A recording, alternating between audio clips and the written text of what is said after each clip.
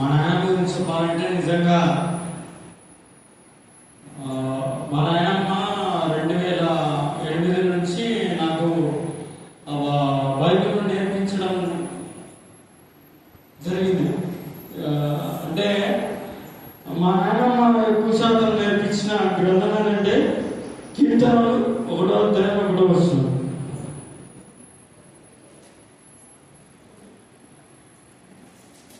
ఈ గ్రంథం అంతా నాకు 20 రోజులు నేర్పించింది ఒక గ్రంథం. అంటే అప్పట్లో నేను కన్ఫ్యూజ్ అయ్యేవాడిని. కీర్తనలు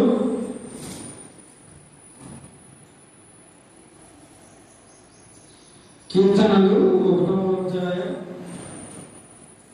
నాకు ఇప్పటికీ కంటెక్తున్నాను వాక్యం.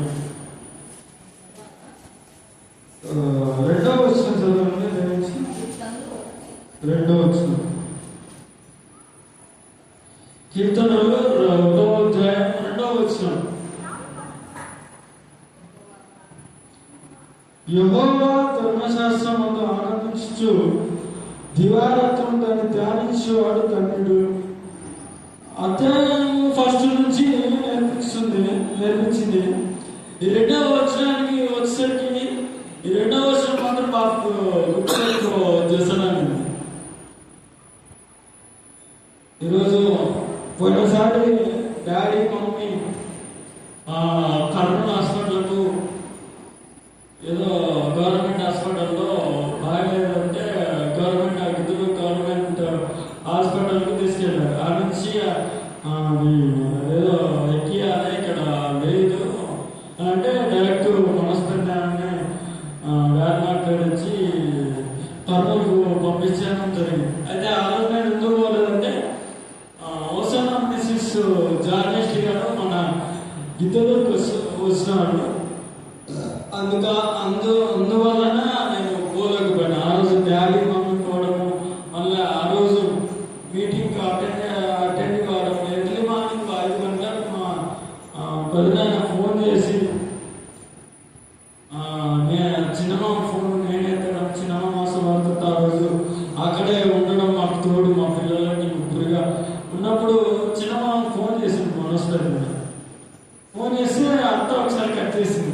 లైన్ ఒకసారి కట్ అయిపోయింది. మళ్ళీ నేనే చేసిన ఏం మనోస్పతి ఇంకైనా ఫోన్ చేసినాడు తెల్లారింది ఏమో చూస్తే చీకటి పెద్దనే నా పెద్దన ఏం ఫోన్ చేసినంటే అదే వస్తున్నారు సీరియస్ నుండి రిటైర్డ్ కావడం మీద నేను అర్థం కాలే.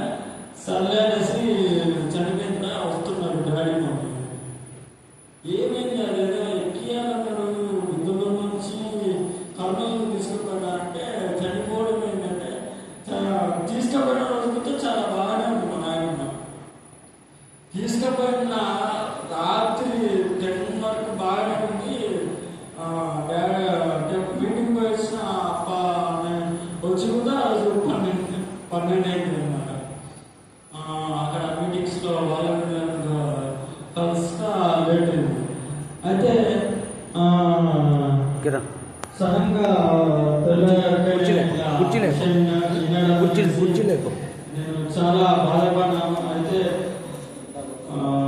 ఒక పాట నాకు తాకిన పాట కృపానిధి నీవే ప్రభు, దయానిధి నీవే ప్రభు అంటే ఆ మీటింగ్లో ఒక ఆయన పాడుతుంటే వసనలో నాకు ఒక దుఃఖం వేసింది. ఆ రోజు పైన ప్రేయర్ మీటింగ్ అప్పుడు కూడా దేవుడు చెప్పాడు. ఏదో ఒకలాంటి దుఃఖం ఏర్పడింది.